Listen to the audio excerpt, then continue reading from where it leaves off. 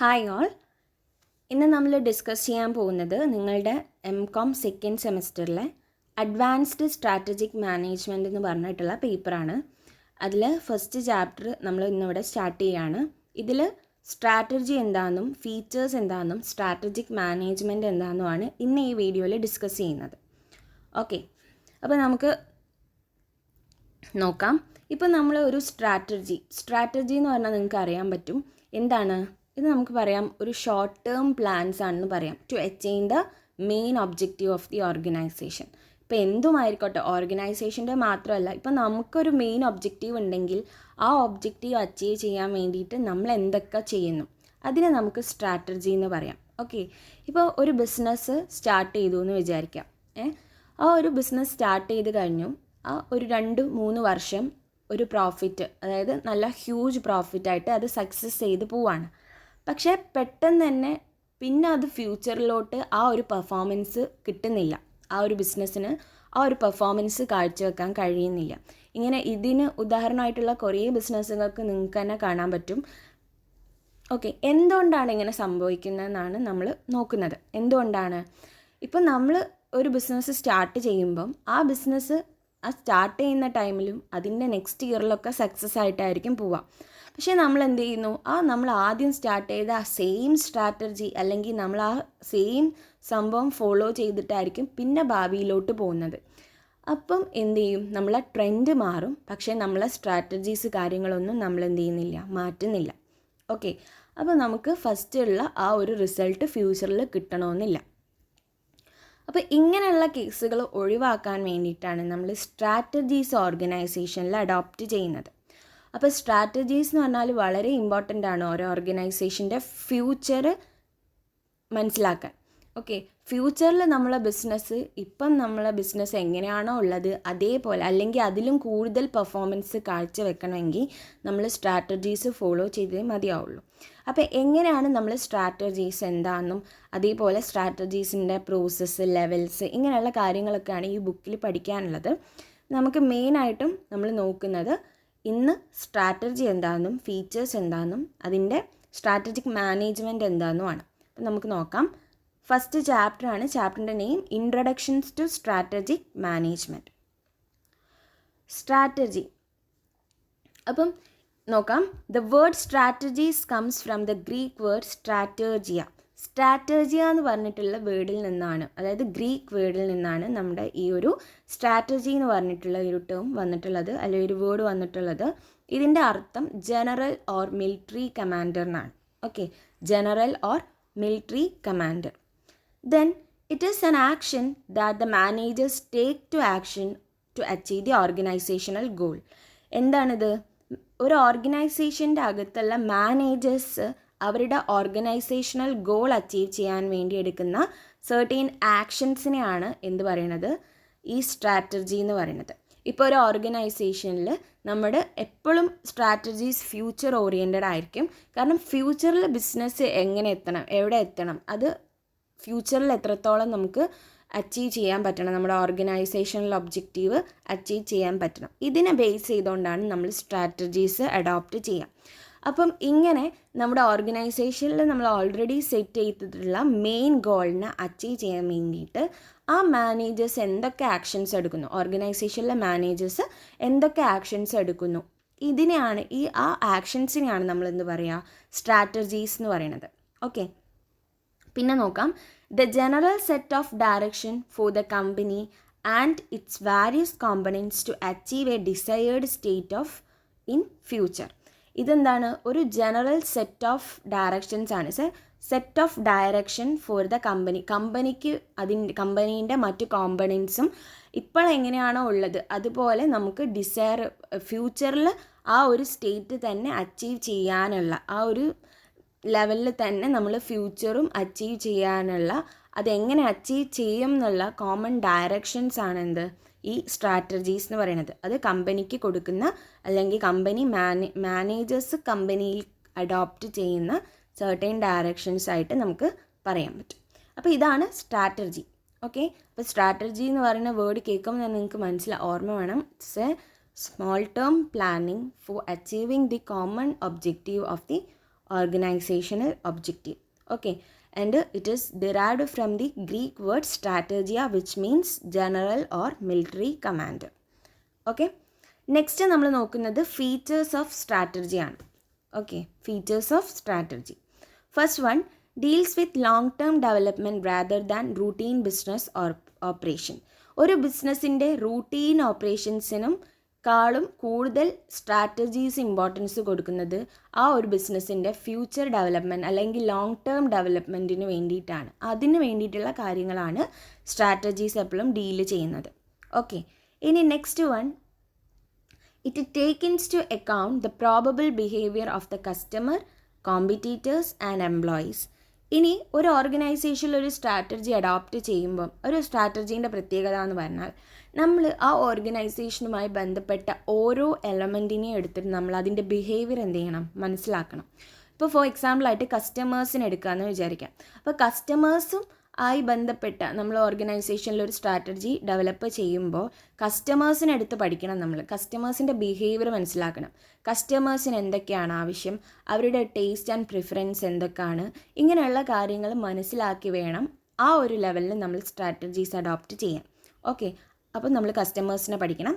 Then കോമ്പറ്റീറ്റേഴ്സിൻ്റെ case എടുത്ത് നോക്കുകയാണെങ്കിൽ നമ്മുടെ ബിസിനസ്സുമായി കോമ്പീറ്റ് ചെയ്യുന്ന മറ്റു കോമ്പറ്റീറ്റേഴ്സ് ഉണ്ടാവും, അവരുടെ ബിഹേവിയർ നമ്മൾ നോക്കണം. അപ്പോൾ അവരെന്തൊക്കെയാണ് അവരുടെ കോമ്പറ്റേറ്റീവ് അഡ്വാൻറ്റേജസ്, അതായത് നമ്മളെക്കാളും അവർക്ക് കൂടുതലായിട്ടുള്ള എന്താണ്, അതാണ് അവരുടെ കോമ്പറ്റേറ്റീവ് അഡ്വാൻറ്റേജസ് എന്ന് പറയുന്നത്.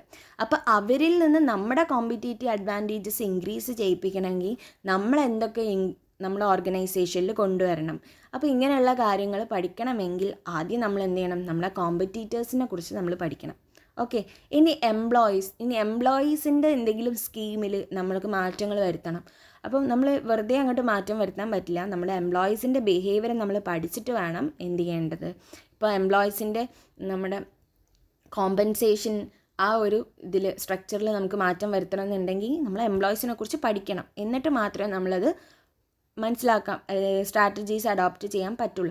അപ്പോൾ ഇങ്ങനെയുള്ള ഓരോ എലമെൻറ്റിനെയും നമ്മളെടുത്ത് പഠിച്ചിട്ട് വേണം നമ്മൾ എന്ത് ചെയ്യേണ്ടത്, സ്ട്രാറ്റജീസ് കൊണ്ടുവരാൻ. അപ്പോൾ സ്ട്രാറ്റജി എപ്പോഴും നമ്മൾ എന്താണ് ഓരോ എലമെൻറ്റിനെ എടുത്ത് നമ്മൾ പഠിക്കണം. Then it define the overall mission, vision and direction of the organisation. ഒരു ഓർഗനൈസേഷൻ്റെ മൊത്തമായിട്ടുള്ള മിഷൻ, വിഷൻ ആൻഡ് ഡയറക്ഷൻ ഇതൊക്കെ ഡിഫൈൻ ചെയ്യുന്നുണ്ട് സ്ട്രാറ്റജീസ്. ഓക്കെ, ഒരു സ്ട്രാറ്റജി നമ്മൾ ഓർഗനൈസേഷനിൽ അഡോപ്റ്റ് ചെയ്യുമ്പം ആ ഒരു ഓർഗനൈസേഷൻ്റെ വിഷൻ എന്താണ്, മിഷൻ എന്താണ്, അതിൻ്റെ ഡയറക്ഷൻ എങ്ങനെയാണ് എന്നുള്ളതൊക്കെ പറഞ്ഞുതരും. എന്താണ് ഈ വിഷനും മിഷനും, നമ്മുടെ ഓർഗനൈസേഷൻ എന്തിനു വേണ്ടിയാണ് നിലനിൽക്കുന്നത്, അതിൻ്റെ പർപ്പസ് എന്താണ്, ഇതാണ് നമ്മുടെ മിഷൻ ആൻഡ് വിഷൻ എന്ന് പറയുന്നത്. ഓക്കെ, എന്തിനു വേണ്ടിയിട്ടാണ് ഓർഗനൈസേഷൻ എക്സിസ്റ്റ് ചെയ്യുന്നത്, അതാണ് മിഷനും വിഷനും, അതിൻ്റെ പർപ്പസ് എന്താണ്. Okay, then it maximize the organizational strength and minimize the strength of the competitors. ഇതെന്ത് ചെയ്യുന്നുണ്ട്, സ്ട്രാറ്റജീസ് നമ്മുടെ ഓർഗനൈസേഷനിൽ അഡോപ്റ്റ് ചെയ്യുമ്പോൾ എന്താണ്, ഓർഗനൈസേഷൻ്റെ സ്ട്രെങ്ത്ത് മാക്സിമൈസ് ചെയ്യാൻ സഹായിക്കുകയും അതുവഴി എന്ത് ചെയ്യും, minimise the strength of the competitors, നമ്മുടെ കോമ്പറ്റീറ്റേഴ്സിൻ്റെ സ്ട്രെങ്ത്ത് മിനിമൈസ് ചെയ്യുകയും ചെയ്യും.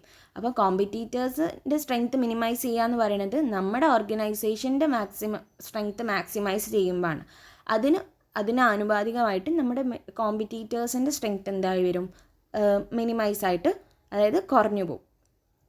ഓക്കെ, ഇതിന് വേണ്ടിയിട്ടും നമ്മുടെ സ്ട്രാറ്റജീസ് ഹെൽപ്പ് ചെയ്യുന്നുണ്ട്. Then it bridge the gap between when we are and where we want to be. ഇതാണ് ഇതിൻ്റെ മെയിൻ എന്താണ്, ഇത് ഒരു ബ്രിഡ്ജായിട്ട് പ്രവർത്തിക്കും. എങ്ങനെയാണ് അത്, നമ്മുടെ പൊസിഷൻ ഇപ്പം, അതായത് ഓരോ ഓർഗനൈസേഷൻ്റെ പൊസിഷൻ എന്ന് പറയുന്നത് ഇപ്പം എ എന്ന് പറഞ്ഞ ഒരു പൊസിഷനിലാണ് നിൽക്കുന്നതെന്ന് വിചാരിക്കാം. ഇത് സ്റ്റാർട്ടിങ് പൊസിഷനാണ്, നമ്മൾ സ്റ്റാർട്ട് ചെയ്തിട്ടുള്ള, നമുക്ക് എത്തണം ഇവിടെ ബി എന്ന് പറഞ്ഞ പൊസിഷനിൽ നമുക്ക് എത്തണം.